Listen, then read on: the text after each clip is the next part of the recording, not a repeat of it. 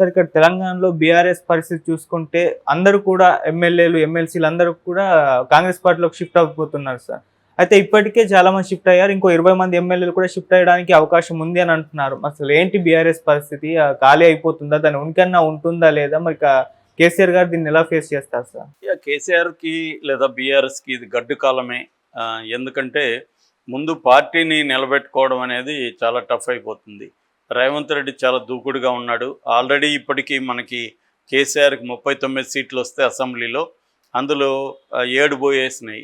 ఇప్పటికైతే 32 ఉన్నాయి.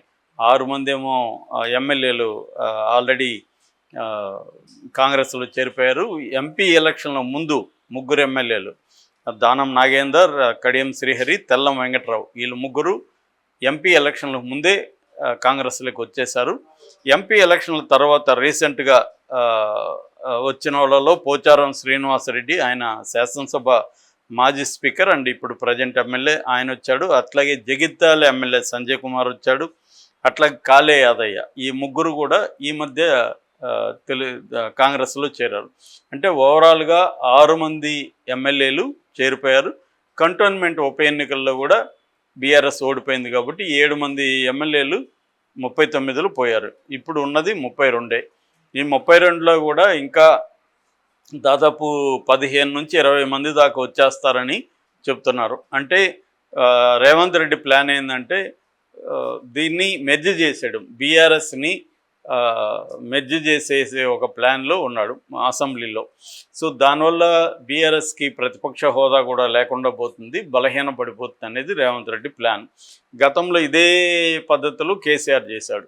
అందుకని మార్క్స్ కొటేషన్ గుర్తొస్తుంది, history repeats itself sometimes as farce sometimes as tragedy అని. విషాదంగాను ఫార్స్గాను చరిత్ర పునరావృతం అవుతుందని. అదే జరుగుతుంది ఇప్పుడు ఇక్కడ. గతంలో కేసీఆర్ ఏం చేశాడో అదే పని రేవంత్ రెడ్డి చేస్తున్నాడు. గతంలో రేవంత్ రెడ్డి కేసీఆర్ని విలువలు లేవు అది అని విమర్శించాడు. ఇప్పుడు రేవంత్ రెడ్డి అదే పని చేస్తున్నాడు. ఇప్పుడు రేవంత్ రెడ్డి లాగా వీళ్ళు కూడా విమర్శిస్తున్నారు, రేవంత్ రెడ్డికి విలువలు లేవు ఏం లేవని. దీన్ని బట్టి ఇద్దరికి విలువలు లేవు అనేది మనలాంటి ప్రజలు గ్రహిస్తారు. సో రాజకీయ నాయకులకి విలువల గురించి మాట్లాడడం అనేది అంతకంటే కామెడీ ఇంకోటి లేదని. బాపు కార్టూన్ ఉంటుంది, కామెడీని సీరియస్గా చదువుతుంటాడు ఒకతను, సామాజిక స్పృహ అనే దాన్ని చదువుతూ గట్టిగా నవ్వుతుంటాడు. అంటే సామాజిక స్పృహ అనేది అంత కామెడీ అయిందని. అలాగే ఇప్పుడు కానీ బాపు కార్టూన్ వేస్తే విలువలు, రాజకీయ నాయకులు విలువలు మాట్లాడుతుంటే గట్టిగా నవ్వుతున్నట్టే వేస్తాడు అనమాట. సో అలాగే వీళ్ళిద్దరు ఇప్పుడు రోల్స్ రివర్సల్ అయినాయి, వీళ్ళ పాత్రలు మారాయి. కానీ విషయం అయితే అదే. సో అలాగా ఇప్పుడు కొత్తగా ఏమైందంటే ఆల్రెడీ మనకి ఇక్కడ మండలి ఎమ్మెల్సీ అంటాం కదా, మండలిలో 40 మంది సభ్యులు ఉన్నారు. అందులో 27 మంది బీఆర్ఎస్కు ఉన్నారు, 27 మంది బీఆర్ఎస్, 6 మంది కాంగ్రెస్కు ఉన్నారు. ఇప్పుడు ఏమైంది, 6 మంది ఎమ్మెల్సీలు నిన్న కాంగ్రెస్లో చేరిపోయారు. అంటే వీళ్ళు ఇప్పటి వరకు ఆషాఢ అమావాస్య ముందు రోజు జాయిన్ అయ్యారు, బడ్జెట్ సెషన్స్ ముందుగా జాయిన్ అయ్యారు. యాక్చువల్గా వీళ్ళు ఎప్పుడూ జాయిన్ అవ్వాలి, ముహూర్తం కోసం వెయిటింగు. ఢిల్లీ ప్రయాణం ముగించుకొని వచ్చిన వెంటనే ఈ 6 మంది జాయిన్ అయ్యారు. 6 మంది ఎమ్మెల్సీలు ఎవరంటే దండె విఠల్, భానుప్రసాద్, ఎగ్గ మల్లేశం, బుగ్గారపు దయానంద్, ప్రభాకర్ రావు, బసవరాజ్ సారయ్య, ఈ 6 మంది ఎమ్మెల్సీలు చేరారు. దీనివల్ల ఇప్పుడు కాంగ్రెస్కి మండలిలో 12 మంది అయ్యారు, అటు బీఆర్ఎస్కి 21కి పడిపోయింది. సో ఇంకా కొంతమంది ఎమ్మెల్సీలు ఇటు కాంగ్రెస్ వైపు వస్తారని చెప్తున్నారు, ఎమ్మెల్యేలు కూడా వచ్చే అవకాశం ఉంది.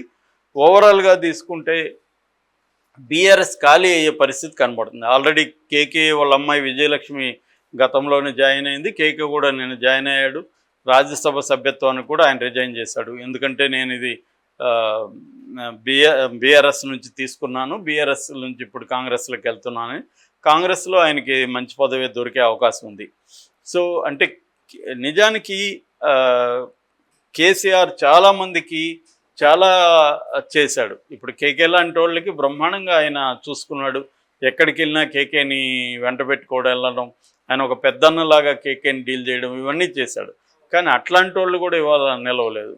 అదే వాళ్ళు పెయిన్లో ఉన్నారు ఒక రకంగా. కేటీఆర్ కూడా నిన్న మాట్లాడాడు. సో ఆయన ఒక పక్క కేకేని పొగుడుతూనే బాధపడ్డాడు.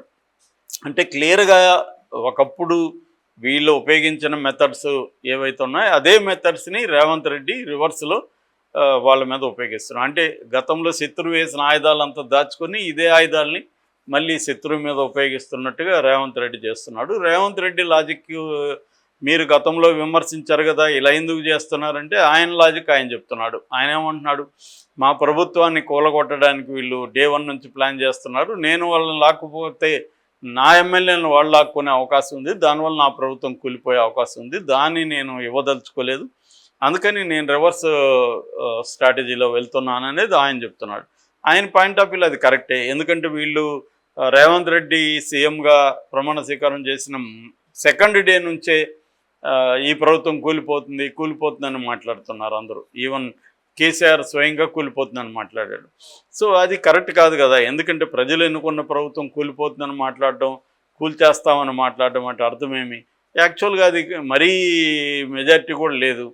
సో ఇప్పుడైతే కొంత మెజారిటీ పెరిగింది, కానీ మామూలుగా అయితే మెజారిటీ ఫస్ట్లో 5 మందే ఉన్నారు. సో 10 మందిని లాగేస్తే కూలిపోతుంది అది. సో అందుకని రేవంత్ రెడ్డికి ఆ భయం ఉండే అవకాశం ఉంది. కేసీఆర్ ఘటనా సమర్థుడు, ఏమన్నా చేయగలడు, పైగా కేసీఆర్ దగ్గర వేలాది కోట్ల డబ్బులు ఉన్నాయి, కొనేయచ్చు, అట్లేమన్నా కాంగ్రెస్ ఎమ్మెల్యేలు పోతే ఈ ప్రభుత్వం కుప్పకూలిపోతుంది, నేను గత 10 ఏళ్ళ నుంచి పోరాడుతున్నా, 20 ఏళ్ళ నుంచి రాజకీయాల్లో ఉన్నా, ఏదో ఇది ఇప్పుడు నాకు పోరాడి నేను సంపాదించుకున్న సీఎం, దీన్ని ఇప్పుడు కేసీఆర్ కూల్చేస్తాను, నేనెందుకు ఊరుకుంటా అనేది రేవంత్ రెడ్డి లాజిక్. అతని వైపు నుంచి చూసినప్పుడు అది కరెక్ట్గానే అనిపిస్తుంది. సో అందుకని ఇప్పుడు రేవంత్ రెడ్డి రివర్స్ గేమ్లో వెళ్తున్నాడు. సో తనకి కేంద్ర అధిష్టానం కూడా, సెంట్రల్ కాంగ్రెస్ నాయకత్వం కూడా సపోర్ట్ చేస్తుంది. ఎందుకంటే కాంగ్రెస్ బలపడమే వాళ్ళకు కూడా కావాలి. యాక్చువల్గా కాంగ్రెస్ అనుకున్నంత బలపడలేదు అనేది కేంద్ర నాయకత్వం ఉంది. అందుకనే ఒక ఫ్యాక్ట్ ఫైండింగ్ కమిటీ కూడా వేశారు. యాక్చువల్గా 8 రాష్ట్రాల్లో ఫ్యాక్ట్ ఫైండింగ్ కమిటీ వేసింది కాంగ్రెస్, అందులో తెలంగాణ కూడా ఉంది. అంటే ఎందుకు ఎంపీ ఎలక్షన్లో మనకి 8 సీట్లే వచ్చాయి, బీజేపీకి 4 నుంచి 8 ఎలా పెరిగాయి అంటే బీఆర్ఎస్ బలాన్ని మనం ఎందుకు లాక్కోలేకపోయాం, బీఆర్ఎస్ బలం అంతా బీజేపీకి ఎందుకు షిఫ్ట్ అయింది అనేది స్టడీ చేస్తారు. ఎందుకంటే రేవంత్ రెడ్డి పిసిసి ప్రెసిడెంట్గాను సీఎంగాను ఉన్నాడు కాబట్టి రేవంత్ రెడ్డి వైపు నుంచి తప్పు జరిగిందా, ఎందుకంటే ఆయన సొంత నియోజకవర్గంలో మల్కాజ్గిరిలో కాంగ్రెస్ ఓడిపోయింది, ఆయన సొంత జిల్లాలో మహబూబ్ నగర్లో ఓడిపోయింది.